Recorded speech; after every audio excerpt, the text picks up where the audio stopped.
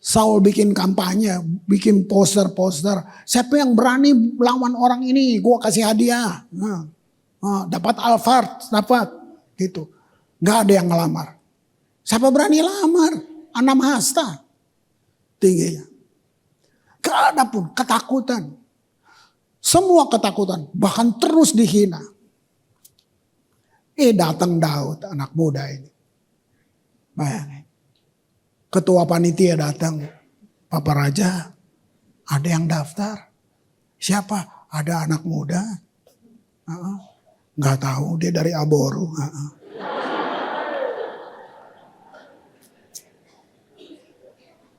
Berani? Kali dia patah hati, jadi sekalian mati, dia nekat gitu Pak. Pokoknya saya gitu. Pas Saul lihat, ya anak kecil. Abang-abangnya aja marah. Kamu anak siapa? Anak Om Isai. Gitu. Pernah jadi tentara.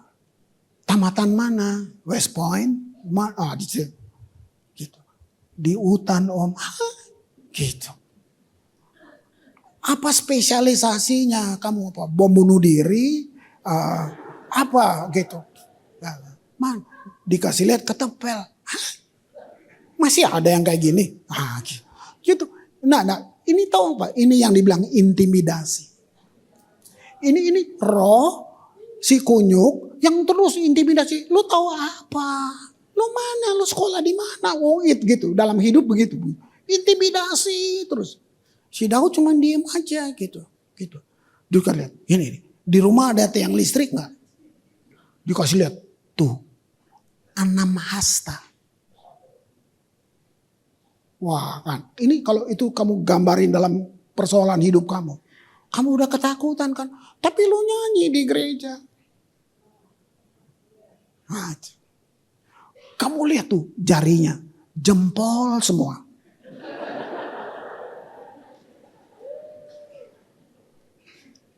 Bisa? Waduh. Mana? Senjata waktu dia kasih lihat KTPL, ampun. Nah cuman saya suka. Nanti kamu baca. Ini perkataan Daud. Sebab aku biasa ditolong Tuhan.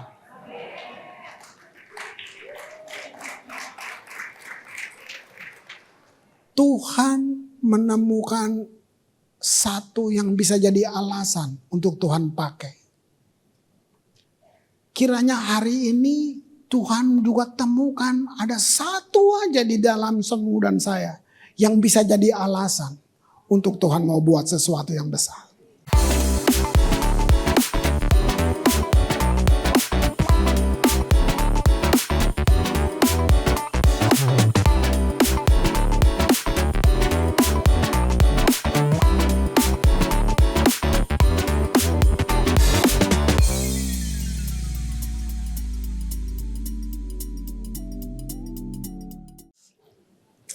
Oke. Saudara yang lama ya, ini kan tahun ke-31 ya. Saya cuma duduk merenungkan apa sih yang kita sudah dapat. Pengajaran banyak. Tapi kalau saudara tetap terkurung, itu yang bilang mana pengajaran-pengajaran dulu itu. Terkurung tuh artinya gini, kita merasa kita nggak mau dengar yang lain. Banyak pengajaran membuat saudara jadi luas. Luasnya begini, luasnya kamu gak mudah hakimin orang. Karena kamu bisa tahu, dulu saya juga kayak gitu. Gitu. Tapi ini yang saya bilang, sayang kita bilang kita tahu, tapi kita gini-gini. Saya bertobat di satu orang yang namanya Yusuf Roni. Itu tahun 80-an itu. Ini pendapat dia. Nah, dia bilang gini, dulu saya benci sekali sebelum saya kenal Yesus, saya benci sekali orang yang gak sama seperti saya. Nah, setelah saya kenal Yesus, saya mengasihi orang yang gak sama seperti saya. Nah, semakin saudara belajar, saudara semakin tahu kebenaran. Harusnya kita juga begitu. Kita jadi mengerti, oh kita sudah sampai di sini. Kita pernah begini, kita pernah begini. Nah, di sini saudara bisa lihat. Ya, indah banget. Nah, apa yang saya akan bagi bukan satu yang baru banget. Tapi saya duduk. Ini dimulai dari ulang tahun kita kemarin yang ke-30 itu. Makanya kita sepakat, kita tidak akan bicara tentang pencapaian. Apa yang sudah kita buat. Enggak. Kita cuma mau bicara tentang apa yang Tuhan buat dengan kita. Bagaimana sih kita dalam jatuh bangun kita. Nah, terus saya ingat apa yang dulu-dulu saya ajarin. Nah, ditambah dengan apa lagi yang Tuhan bukakan sekarang-sekarang ini. Lihat gak Tuhan kita? Karena perbedaan bahasa atau tafsiran, kita bisa salah ngerti. Tapi kalau saudara melekat, saudara ngerti, saudara bergaul dengan firman, firman akan bukakan banyak hal buat kita. Nah, saya mau kasih kenal siapa Tuhan ini dulu. Siapa? Apa yang bikin kita masih bertahan? Apa yang bikin kita pegang teguh dia? Gitu.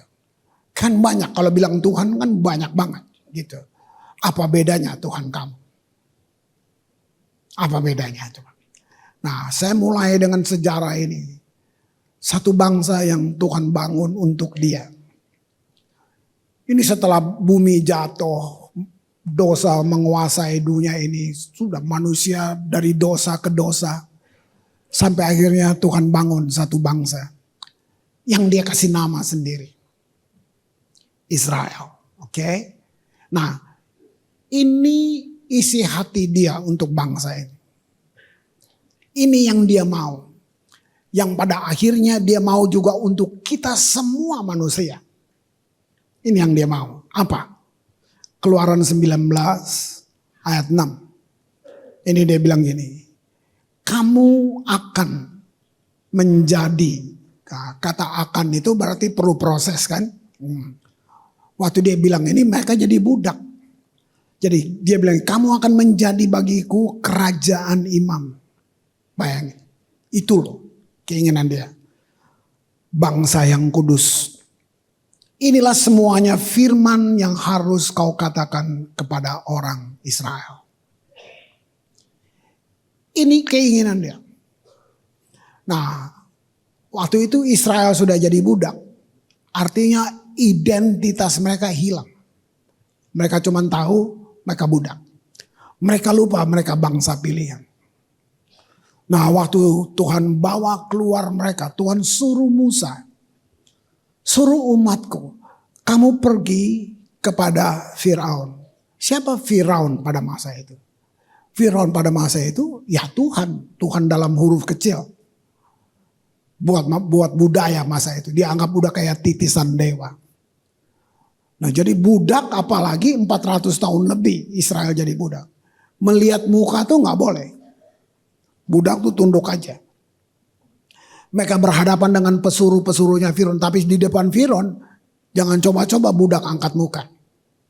Gitu. Nah lihat sampai seperti itu. Nah terlalu luas panjang kalau kita mau cerita satu persatu ya. Jadi saya cuma ambil ini sejarah singkatnya. Terus Tuhan panggil Musa. Pergi ke Firaun. Itu aja Musa takut. Tuhan saya mau bilang apa? Saya mau kenalin siapa? Kasarnya Musa ngerti banget budaya itu. Kau mau bilang Tuhan, nggak kelihatan Tuhannya. Kau mau bilang apa? Saya mau kenalkan kamu siapa di depan Firaun. Tuhan kasih aja. Ini kamu pergi dengan otoritas dari saya, kamu pergi.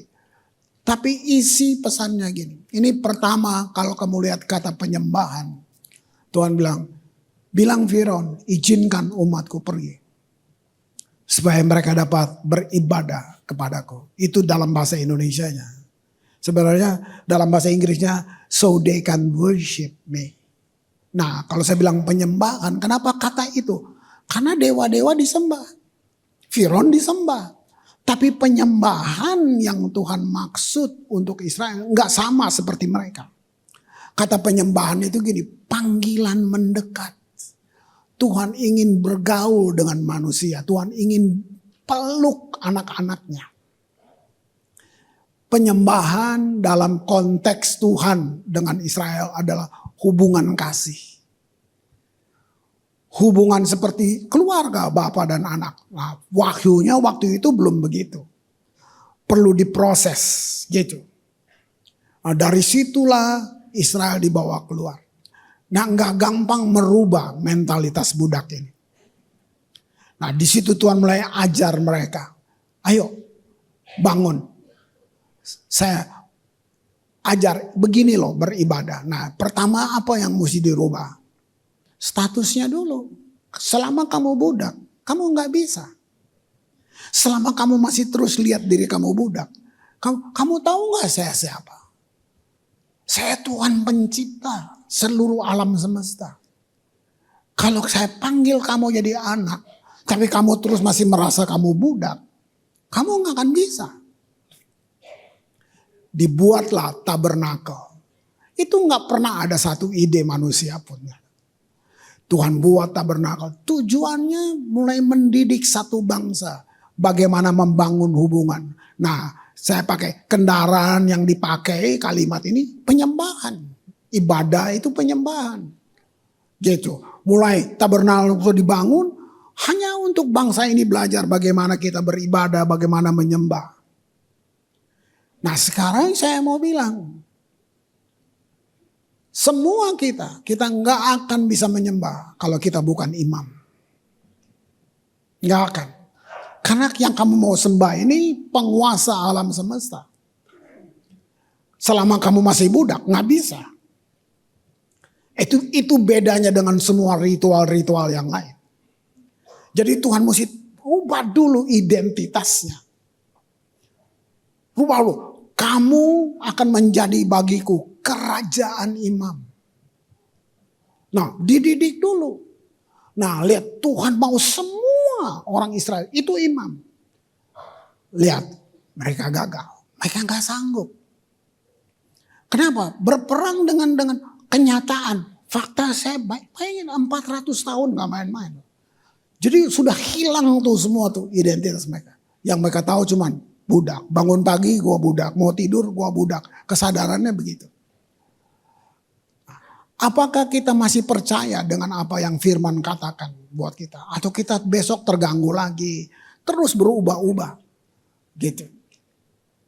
Benarkah Tuhan sayang saya? Benarkah gini? Karena ada alasan. Apalagi kita baru bikin salah. Langsung kita jatuh lagi. Gak yakin lagi. Itu juga yang terjadi dengan Israel. Makanya diwakilkan.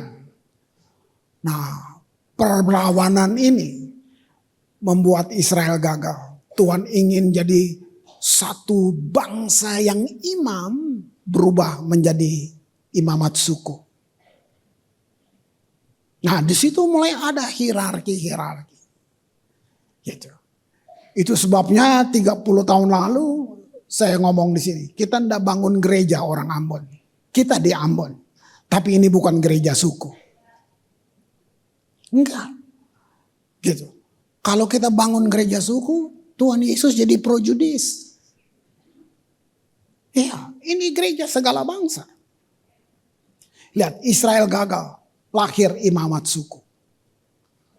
Nah, saya dapat satu yang indah, lihat Musa pimpin mereka sampai di ujung. Dia cuma lihat tanda perjanjian dari jauh. Stop. Siapa yang ganti? Joshua. Nah, saya baru kita renungkan belajar sama-sama. Saya dengar pengajaran apa semuanya. Nah, Joshua itu Jehoshua. Yang kalau diartikan Yesus pakai nama itu. Joshua. Sebenarnya punya satu tipologi atau satu pesan tersembunyi dari kisah sejarah perjanjian lama ini. Tahu nggak apa itu tanda perjanjian? Ini padang belantara. Musa sampai di batas itu. Yang bawa masuk mereka untuk mendapat semua janji. Namanya Jehoshua. Mari saya terjemahin. Yang akan membawa saudara sampai pada kesempurnaan. Hidup dalam semua janji. Yaitu Yesus Kristus. Itu masih di perjanjian lama tuh, saudara lihat itu. Nah, Joshua berasal dari keturunan Efraim. Keimamatan beralih. Suku Efraim. Lalu mereka udah nikmatin tanah perjanjian. Katakan sertifikat dibagi-bagi. Bayangin. Wih, itu gila banget. Luar biasa. Terus puas. Puas di sini gini, berhenti. Kalau saya pakai kata mungkin lebih kasar lagi kayak udah asik, udah nanti Tuhan nanti aja. Nah, kira-kira karena sudah menikmati semuanya.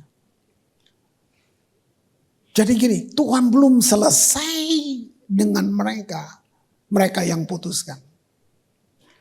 Berapa banyak hari ini Tuhan belum selesai dengan kamu. Ada banyak yang dia mau buat dengan kamu. Kamu yang putus. Coba lihat. Udahkah segini aja? Itu sebabnya perlu terhubung supaya kamu terus tahu Tuhan. Tadi kita nyanyi, dia yang nulis sejarah kita. Apakah udah selesai? Gitu. Terusin dong. Dia yang tulis sejarah kita. Nah, waktu itu putus, peralihan lagi dari Efraim pindah ke Yehuda. Keimamatan pindah lagi. Apa arti Yehuda? Praising, pujian. Nah, pujian di sini mari nggak sekedar nyanyi, ini tadi sekali lagi keintiman, hubungan. Lihat, Tuhan tetap kejar kita sampai kita tahu sendiri apa maksud dia izinin kamu hidup. Sampai kamu ketemu, kenapa saya hidup, kenapa saya diciptakan. Bukan untuk jadi budak, bukan jadi pesuruh. Tuhan gak butuh hiburan, gak butuh pembantu. Enggak. Dia sempurna.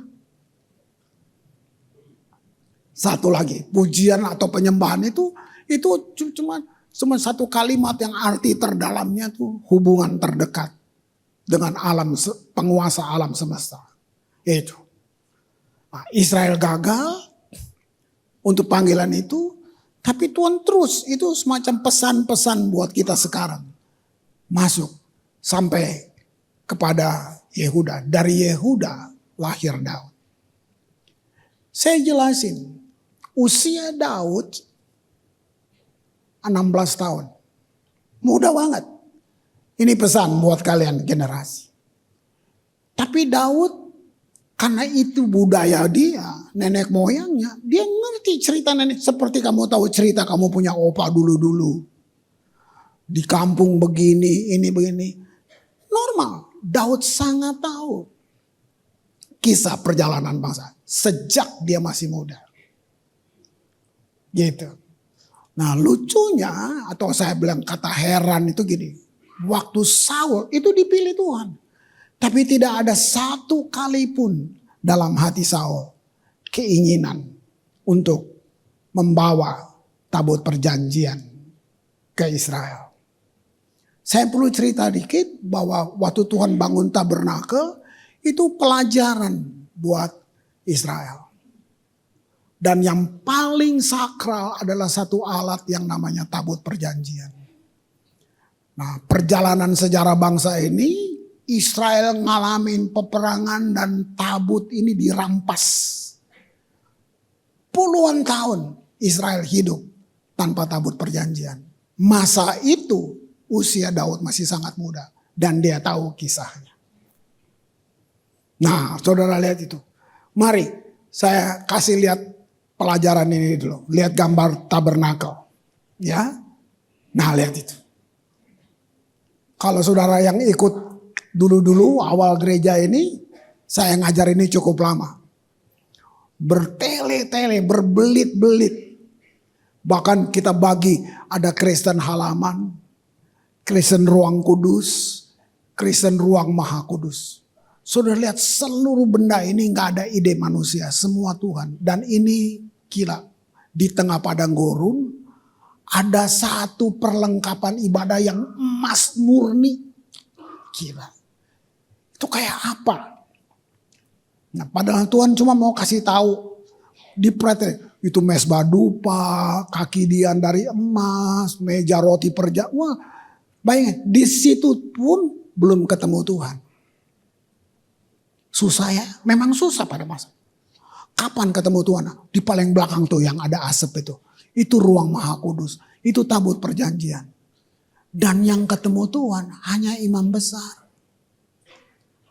Kalau saudara tadi baca kitab Keluaran, sebenarnya semua orang bisa ketemu. Cuman gara-gara pemberontakan mereka, akhirnya dibatasin.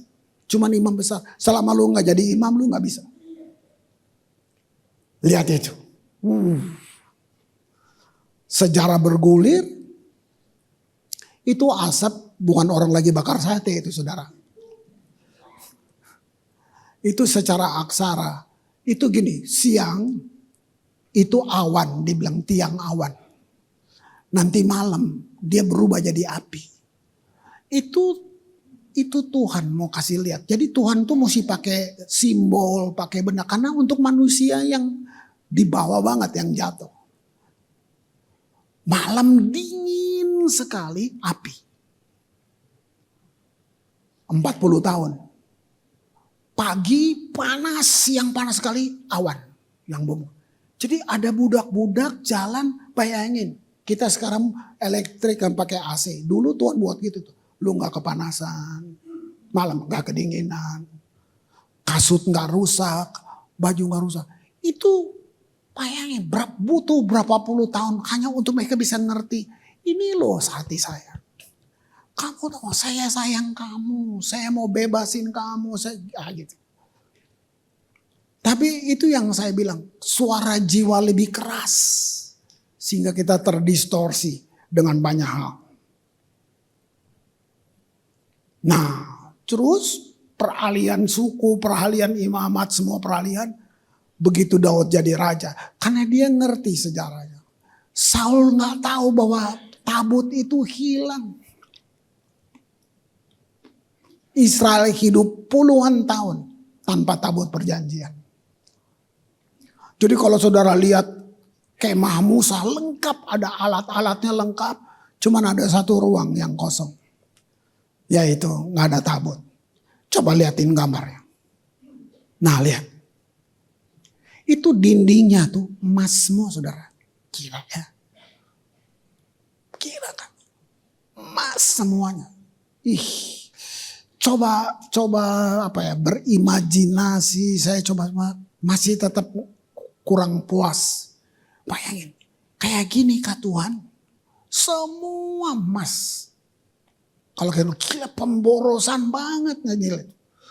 Itu dia udah ketemu kaki dian, udah semuanya. Itu mesbah dupa, benda paling terakhir sebelum tembus ruang Maha Kudus.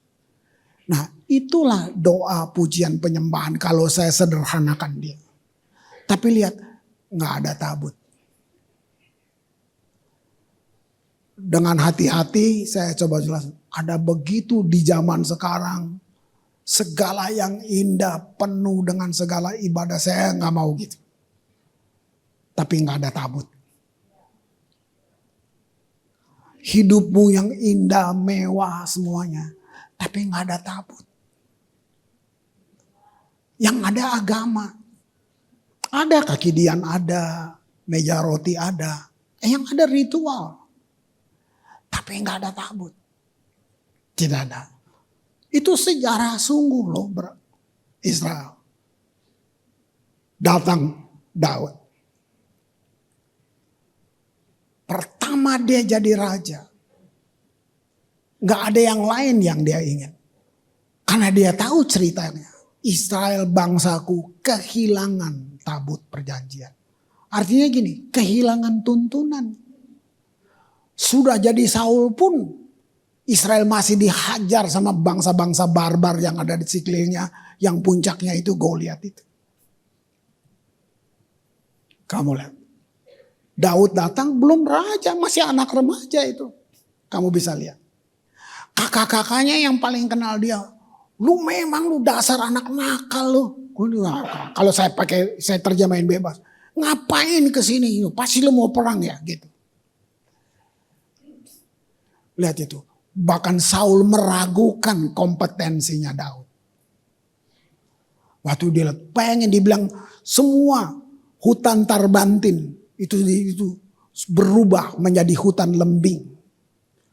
Bangsa yang paling keras, Israel ketakutan 40 hari. Terus dihina. Goliat berdiri di situ. Gak ada satu bangsa, satu tentara pun pasukannya yang berani. Katanya pilihan Tuhan. Kan gitu. Coba Daud datang. Wah itu.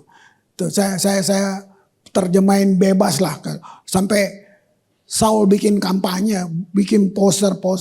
Siapa yang berani lawan orang ini? Gua kasih hadiah. Dapat Alphard. Dapat. Gitu. Gak ada yang ngelamar. Siapa berani lamar? Anam hasta. Tingginya. Gak ada pun ketakutan. Semua ketakutan. Bahkan terus dihina. Datang Daud, anak muda ini. Bayangin. Ketua panitia datang. Papa Raja, ada yang daftar. Siapa? Ada anak muda. Gak tahu, dia dari Aboru.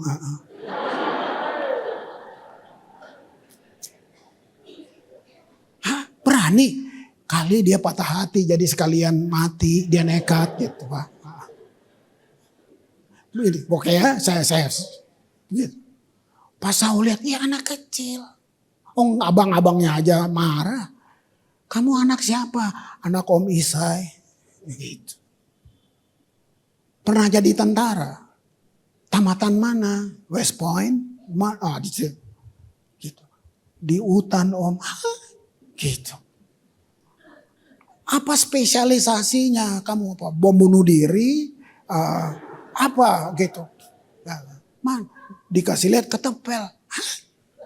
Masih ada yang kayak gini? Gitu.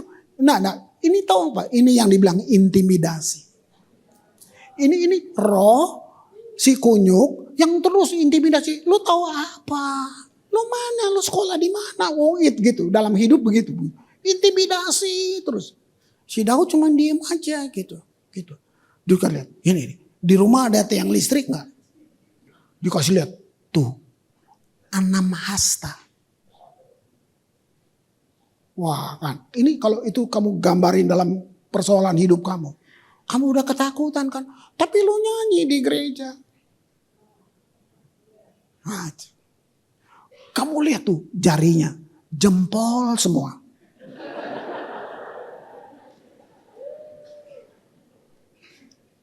Bisa? Waduh. Mana? Senjata waktu dia kasih lihat KTPL. Ampun. Nah cuman saya suka. Nanti kamu baca. Ini perkataan Daud. Sebab aku biasa ditolong Tuhan.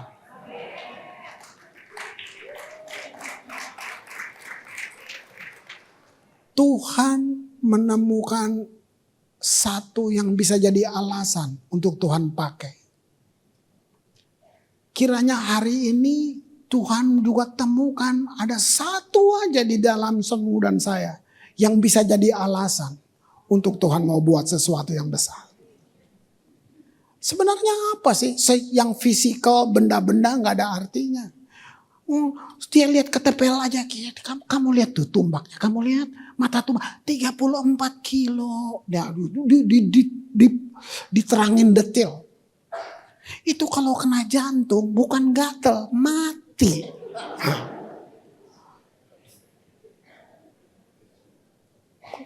Tentaranya nggak ada, udah pakai baju perang nggak berani perang. Tapi itu jawabannya, sebab hambamu biasa ditolong Tuhan. Lebih bebas lagi. Tadi sebelum kesini singa mati 2. Lu apain? Nah gitu. Kan ditulis, apabila singa datang mengganggu kambing dombaku, aku mengejarnya. Aku mencabiknya. Gila, saya nonton film orang dikejar singa. Ini di Alkitab singa dikejar orang. Dia cuma cerita pengalaman dia.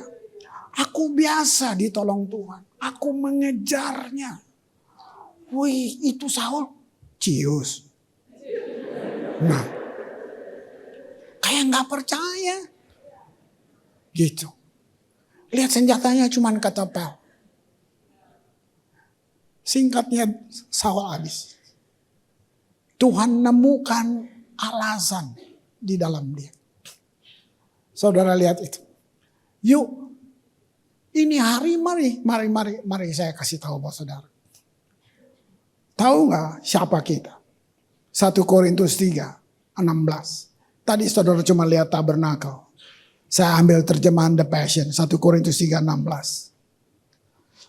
Tidakkah kamu menyadari bahwa kamu bersama-sama telah menjadi ruang Maha Kudus Allah? Dan bahwa Roh Allah tinggal menetap di dalam kamu. Yang dulu Israel gagal, Tuhan tidak berhenti. Dia boleh gagal. Sekarang Yesus datang. Terus dia bilang ini, firman ini tulis. Kamu tabernakelnya Tuhan. Tuhan diam di sini. Kita tidak perlu pakai emas-emas gitu lagi. Tuhan diam di sini. Dia nggak berdiam dalam daging. Dia berdiam dalam roh kita. Artinya gini, setiap saat Tuhan mau berkomunikasi dengan kita. Ngobrol dengan kita. Ini loh yang kita punya. Ini yang saya bilang. Mau lihat gak keajaibannya? Dulu orang Israel dengar firman, belajar firman dari Musa. Berapa abad? Satu bangsa diajarkan sama imam-imam terus. Itu pun gagal. Sampai Yesus datang mereka masih gagal. Hari ini firman jadi manusia lalu tinggal di dalam kita. Kita punya yang lebih. Tapi yang gagal kita belum penuh dengan firman. Makanya bagus. Tapi nggak jadi kenyataan. Bagus loh. Iya bagus. Dan sudah terbukti. Tapi dia belum jadi kenyataan. Karena firmannya nggak tumbuh di dalam kita. Kita nggak perlu lagi bikin kemah-kemah gitu. Dia sudah di dalam kita. Wow, lihat itu. Nah, yuk bangun dong kesadaran itu. Bahwa saya punya yang lebih dari mereka. Saya punya. Itu nggak pura-pura, benar. Dulu kita dengar firman dari orang. Sekarang firmannya di dalam kita. Bayangin, firman jadi manusia, diam di dalam kita. Wow. Nah, masih saya jelasin dulu sejarahnya. Terus Tuhan pakai Daud. Apa yang dia buat waktu dia jadi raja? Dia bangun yang Tuhan tidak suruh. Pondok Daud. Itu Tuhan tidak suruh. Ada beberapa pakar-pakar teologi sampai bilang, kenapa Tuhan tidak bunuh Daud ya? Karena dia bangun yang Tuhan tidak suruh. Tapi mari saudara lihat. Saya kasih lihat tenda baru ini. Tabernacle of David. Lihat itu. Lihat tuh. Gila jelek banget. Gila mana Pak? Tenda pramuka masih lebih bagus. Lihat tuh. Itu yang dibangun Daud. Tapi dalamnya itu tabut Allah. Yang Musa sudah hilang semua. Dalamnya tabut Allah. Lalu apa yang dia buat? Semuanya berubah. Semua peraturan keimamatan dilanggar. Ini yang paling sakral yang boleh dibilang mengerikan. Korban penghapus dosa, korban darah. Itu gila. Itu siapa yang berani langgar itu? Itulah alasan pakar-pakar teologi yang menulis itu. Kenapa Tuhan tidak bunuh Daud? Diganti, nggak perlu korban-korban gitu. Diganti sacrifice of praise. Lihat tadi kita memuji dia. Itu korban pujian. Dulu ada lagu We Bring Sacrifice of Praise. Kami bawa korban pujian. Kenapa korban? Kamu lagi susah, kamu lagi gak bisa tidur, kamu merasa ditipu. Tapi hari ini itu kamu buang semuanya, kamu kasih korban syukur buat Tuhan. Wah, gila. Gila. Ini yang Daud bangun. Lihat itu. Dibilang 33,5 tahun Daud menyenangkan hati Tuhan. Itu geger. Israel berubah jadi bangsa pemenang. Berubah banget.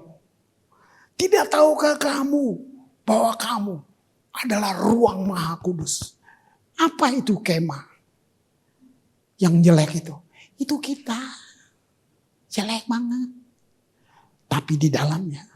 Yang punya langit, bumi, laut, beserta isinya. Di sini. Wow. Itu. Tadi fisiknya emas. Wih, itu tiang-tiangnya tembaga. Tapi nggak ada tabut. Lihat itu. Wah, luar biasa. Luar biasa. Nah, sudah sejarah ini selesai. Selesai dong. Tuhan ngomong di perjanjian baru. Kisah Rasul 15, 16. Kemudian aku akan kembali. Akunya besar. Membangun kembali. Pondok Daud yang tadi itu. Tuhan mau bangun. Yang gak bagus itu. Dan reruntuhan akan kubangun kembali. Dan akan kuteguhkan. Nah, ayat 17 itu akibat. Kalau ayat 16 kita hidupi. Aku akan membawa. Kalau pondok Daud terbangun, ayat 17 ini akibat. Supaya semua orang lain mencari Tuhan, segala bangsa yang tidak mengenal Allah yang kusebut milikku. Ya, demikianlah firman Tuhan yang melakukan semuanya ini. Gitu. Ini cuma akibat. Kita nggak usah. Nah, sekarang saya tanya. Apa pondok Daud itu? Gitu. Mana dia? Apa kita besok bangun tenda di sini, bikin kemah gitu? Enggak, dia udah di dalam kamu. Sudah di sini. Masalahnya itu tadi. Ada banyak hal yang kita nggak sadar apa yang kita sudah punya. Dia sudah ada dalam kita. Roh Kudus di dalam kita. Dulu Daud belum ada Yesus. Itu tipologi, itu yang saya bilang, itu kayak pesan profetik Daud untuk kita di akhir zaman ini. Itu aja kenyataannya benar-benar Israel berubah jadi bangsa, bayangin. Di puncak kejayaan. Sebagai bangsa. Bayangin pada masa itu dibilang 33,5 tahun. Gara-gara tabrak kali. 2 juta orang bayangin. Sudah gak ada peraturan yang datang. Yuk. Kata this is God. Worship. Nah itu. Dan waktu itu 24 jam menyembah. Siang dan malam. Mereka berganti-gantian. Berapa belas ribu penyanyi. Dibilang mereka dilatih. Disebut ahli seni. Jadi gak iseng-iseng. Wah itu gila. Satu bangsa kayak gitu. Gak ada di dunia bangsa kayak gitu. Lihat itu. Lihat itu. Kita kan sekarang imamat rajani. Lihat 1 Petrus 2 ayat 9. Tapi kamulah bangsa yang terpilih. Imamat rajani. Yang gak digenapi di Keluaran tadi. Kita genapi sekarang. Kita imamat rajani. Bangsa yang kudus. Umat kepunyaan Allah sendiri. Supaya kamu memberitakan perbuatan-perbuatan yang besar. Dari Dia yang telah memanggil kamu keluar. Dari kegelapan kepada terangnya yang ajaib. Israel gagal. Tuhan gagal. Berubah-ubah. Yesus datang menggenapi semuanya. Kita terima dia. Lalu dia bilang ini. Kamu bukan budak ya. Ingat. Yesus sudah. Dia bilang. Terkutuk mengganti kita. Mau apa lagi? Udah budak apa lagi coba. Yesus bukan itu semua. Untuk saudara dan saya. Terus dia bilang ini. Sekarang kamu imamat rajani. Umat yang kudus. Masih mau percaya enggak? Ini. Apa yang coba yang bikin kita terus jatuh dan bangun. Jatuh dan bangunnya nanti dulu. Itu bukan. Itu buat saya kayak didikan. Tapi bahayanya kalau saudara dan saya enggak yakin. Apa yang Tuhan sudah taruh di dalam. Iblis mencuri apa? Dia enggak mungkin curi yang enggak ada dong. Dia mau curi apa? Apa yang ada dalam? Semua yang Tuhan taruh di dalam kamu. Itu yang si kunyuk itu mau curi. Yakin saya imamat rajani loh. Kan lalu-lalu saya sudah bilang. Kalau udah Pak Kris kan hamba Tuhan, lalu lu hamba siapa? Lu nggak yakin lu gue hamba Tuhan, gitu. Nah, kamu lihat nggak ada hierarki, yang ada perbedaan apa di fungsi. Semua kita hamba Tuhan, kita imamat rajani, kita punya akses langsung dengan Dia. Persoalan ini terus menerus nggak dipertahankan atau dia kadang-kadang kalah. Nah, ini peperangan ini, kita distorsinya terlalu banyak. Wah, aku mau bangun kembali pondok itu. Wow. Sekarang mari saya kasih lihat gambar tabut perjanjian. Ini dia. Ini masih di kemah Musa, masih bagus banget. Tadi ini ada di dalam kemahnya Daud. Kamu mau lihat ini apa coba? Ini tentang kita, tentang semua kelemahan dan tentang kemuliaan. Oke? Tabut ini terdiri dari dua bagian. Kotak dan tutup. Kotak dibuat dari kayu penaga. Lalu kayunya dilapis emas. Apa kayu penaga? Kayu penaga bicara kemanusiaan. Itu gak layak ada di dalam kemah suci.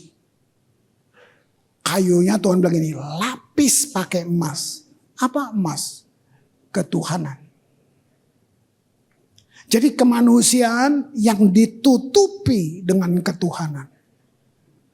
Makanya saya bilang, mau ikut persyaratan gak ada satupun yang layak.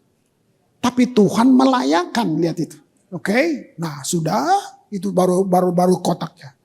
Nah dulu waktu saya ngajar tabernakel Musa, gue keramatin nih 3 benda ini. Waduh, kalau boleh ada pajangan di rumah lo. 2 loh batu, tongkat Harun yang berbunga, buli-buli dari emas. Gitu. Nah ternyata apa sih? 2 loh batu itu bicara pelanggaran. Tidak ada satu hukum pun yang bisa ditaati oleh Israel. Tuhan kasih 10-10-nya dilanggar. Itu dosa. Jadi untuk mereka ingat, kalau lihat itu mereka semua nggak ada yang mampu kita. Nggak ada satupun kita bisa. Tongkat Harun yang berbunga bicara tentang pemberontakan terhadap kepemimpinan. Tuhan tunjuk Harun, mereka nggak suka. Mungkin nggak ganteng dia, nggak keren. Terus Tuhan bilang Harun, lempar tongkatmu, bertunas dia. 2 juta orang ketakutan, sujud. Lihat mujizat itu. Tuhan mesti pakai cara itu buat berkata, iya ya dia pilihan Tuhan ya. Gitu. Apa coba? Pemberontakan kan? Buli-buli emas apa coba? Isinya mana? Apa mana? Makanan malaikat. Gila. Belum ada satu bangsa di dunia yang makanannya punya malaikat. Cuman Israel. Gila ada. Itu benar. Itu bukan hayalan. 40 tahun mereka makan itu. Baik. Tahu nggak? Nggak pernah sakit. Bahkan sepatunya nggak rusak. Jubahnya nggak rusak. Mereka terpelihara. Tapi apa? Bersungut lagi. Bayangin. Sudah segitunya Tuhan buat. Masih bersungut. Terus Tuhan bilang. Masukin itu dalam kotak. Lalu ini benda keluar. Tutup. Pakai tutup namanya mercy seat. Aduh. Itu ini kira saudara. Nah tutup tuh. Nggak ada unsur kayu. Semua emas murni tempaan. Untuk nutup itu. Nah itu total ketuhanan. Gak ada unsur manusianya. Tutup kotak itu. Benda-benda itu masukin di dalam, tutup. Lalu di atasnya kerubim. Malaikat penyembah.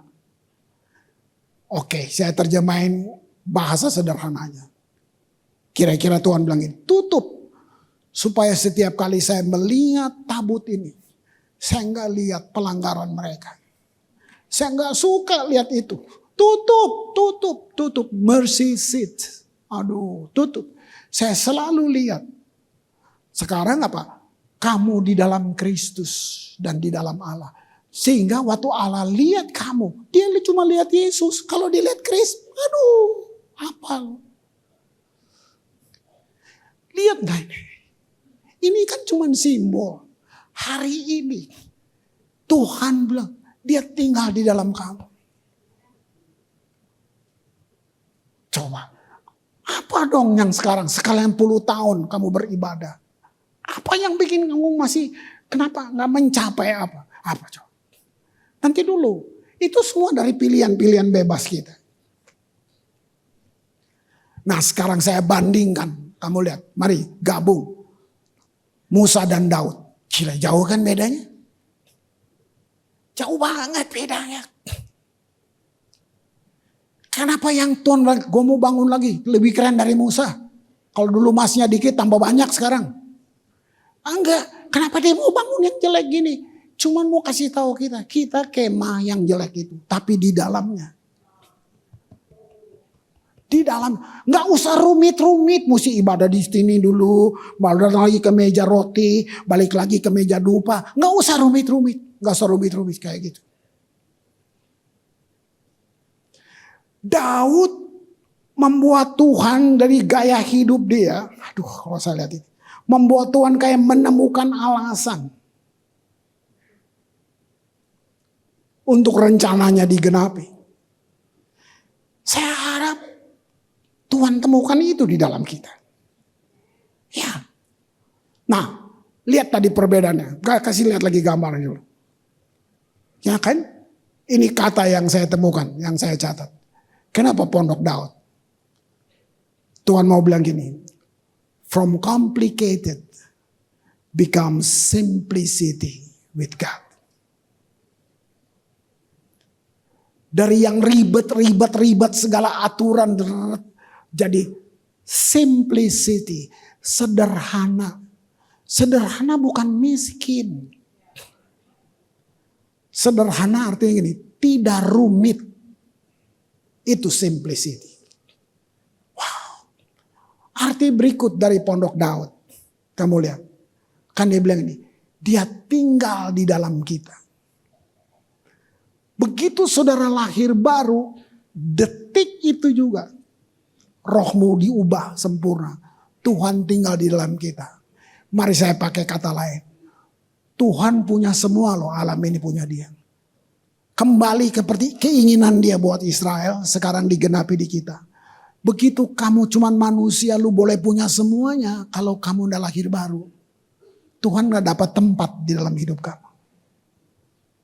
Lu boleh punya rumah hebat segala macam, tas mahal dan semua. Tapi kalau kamu gak ada Yesus, berarti Yesus gak dapat tempat di kamu.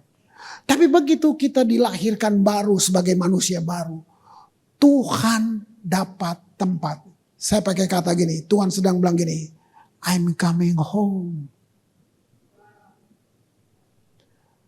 Saya ketemu tempat untuk saya di dalam setiap kamu. Itu yang dibilang unconditional love. Coba, keren gak? Nah masalahnya cuma satu. Dia belum terwujud nyata total sampai dunia geger lihat kita. Belum. Kenapa? Karena tadi saya bilang ada banyak distorsi pelajaran-pelajaran. Makin banyak pelajaran sebenarnya kamu makin luas. Tapi waktu kamu mulai terkurung, nah kamu mulai membatasi, kamu mulai nilai orang lain. Oh dia gak kayak saya. Padahal tujuan pelajaran yang kamu terima, supaya kamu bisa lihat, oh iya saya pernah di situ dulu. Saya bisa ngerti dia. Itu bukan, kalau gak kayak gua ya itu. Nah, itu dia sempitnya. Simplicity itu, wow luar biasa. Hebat gak Daud? Mungkin memang dia dilahirkan untuk jadi contoh secara profetik aja buat kita. Anak yang tertolak di rumahnya. Anak yang tidak memenuhi syarat dalam banyak hal. Coba lihat. Saya baca banyak. Dibilang orang yang gagal sesering dia berdiri. Tapi dia dapat sertifikat berkenan kepada Allah. Apa sih sebenarnya? Cuman di sikap hati. Gak ada yang lain. Gak ada yang lain. Wow. Wow. Apa sih? Ini cuman buku-buku yang saya cuma baca. Bukan Kristen. Ya, dia seorang tokoh dunia namanya Mahatma Gandhi. Dia bukan Kristen. Apa yang buat tertarik saya untuk ambil ini? Waktu dia kuliah di Inggris, dia tinggal di rumah orang Inggris. Di rumah itulah dia lihat di kamarnya mereka taruh perjanjian baru. Terus dia baca. Dia tertarik banget. Dengan kata lain dia kayak jatuh cinta dengan Yesus. Dia pengen tahu kayak apa sih ini orang. Dia pengen kayak, dia tiru semuanya. Dia tiru murid-muridnya, semuanya dia tiru. Lalu satu waktu dia ambil keputusan, saya mau ke gereja. Itu pertama dan terakhir. Begitu dia ke gereja, tulisan di depan pintunya, white only. Wah, dia pulang. Ini kok gak ada di buku yang saya baca.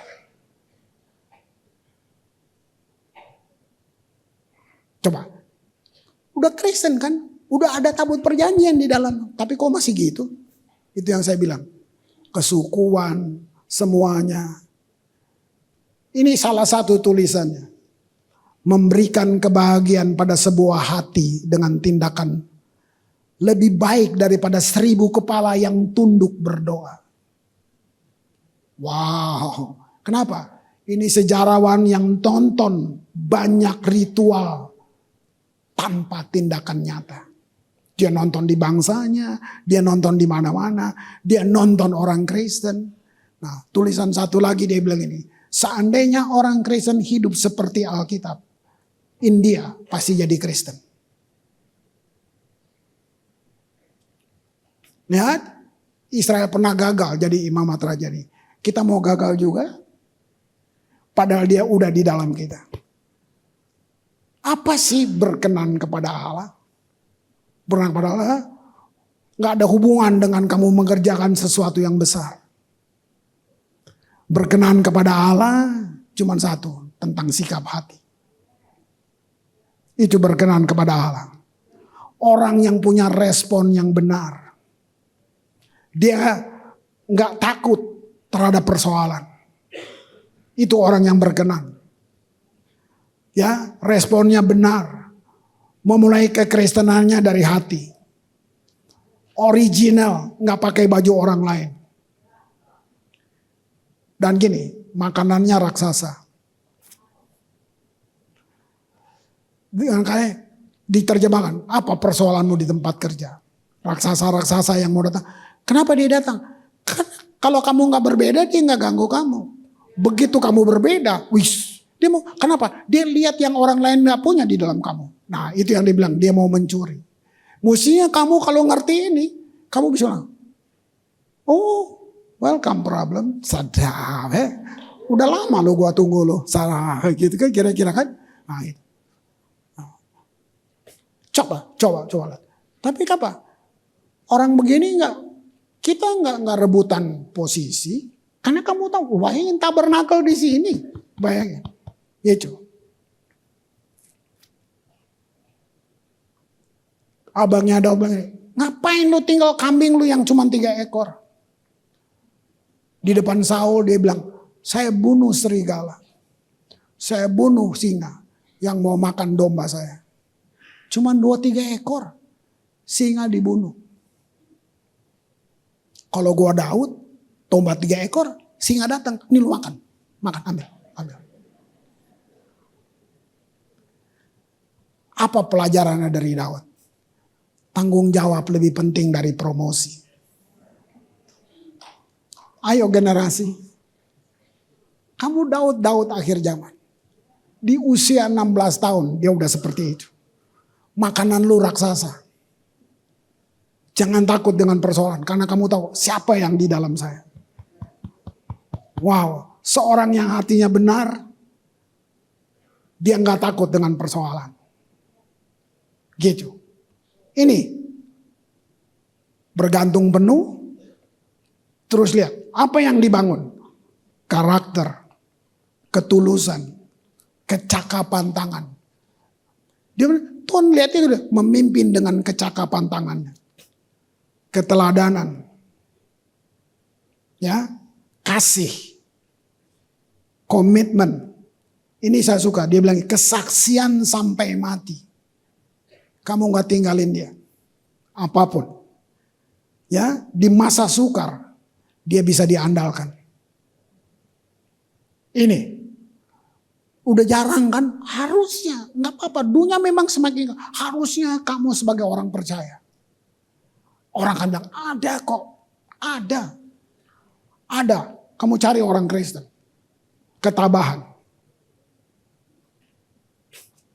Mari tim worship. Saya cuma mau kita yang tua, kalau kita masih hidup, bukan ya tunggu-tunggu putusan. Enggak, kalau kamu masih hidup, tahu enggak? Tuhan mau kamu nonton apa yang belum pernah kamu lihat. Yang Tuhan mau buat. Generasi muda, Tuhan mau kamu menjadi alat bukti. Kamu alat bukti, nggak main-main. Tentang semua yang Tuhan janji. Kan tadi saya bilang syaratnya bukan melakukan hal-hal besar. Cuman tentang sikap hati. Generasi akan ada satu rombongan baru yang bernyanyi di bumi. Mereka penuh dengan perkataan Kristus. Karena firman bilang, hendaklah perkataan Kristus diam di dalam kamu.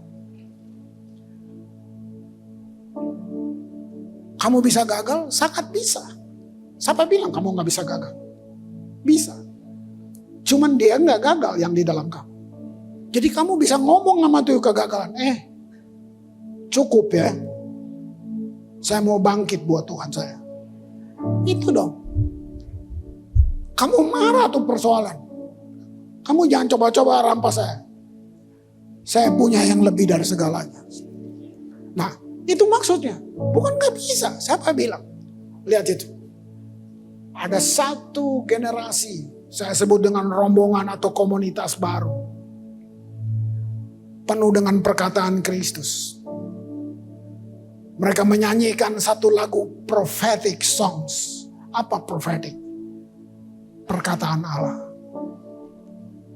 Lagu yang menembus di mana khotbah gak bisa melakukannya. Mari bersiap untuk semua yang baru. Saya mau berterima kasih untuk kalian yang datang pagi-pagi.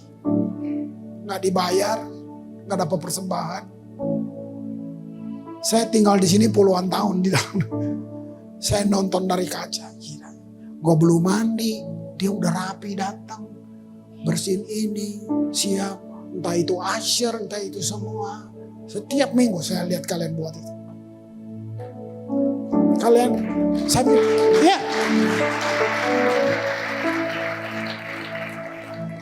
Generasi yang bakal lap-lap semua. Itu digaji apa enggak? Istri saya ngomong, Chris, dari rumah jam berapa ya dia ya?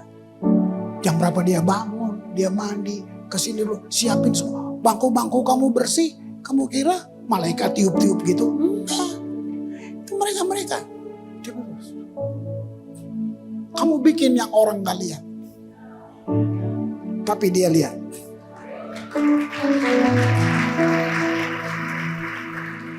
Dengar aja. Pondok Daud artinya gini. Kamu sudah tersaring, kamu sangat ngerti siapa dia. Kamu gak nyanyi mohon-mohon kayak pengemis. Nyanyian kita semua tentang deklarasi siapa dia. Apa yang dia buat, siapa saya. Itu nyanyian Pondok Daud. Itu dia.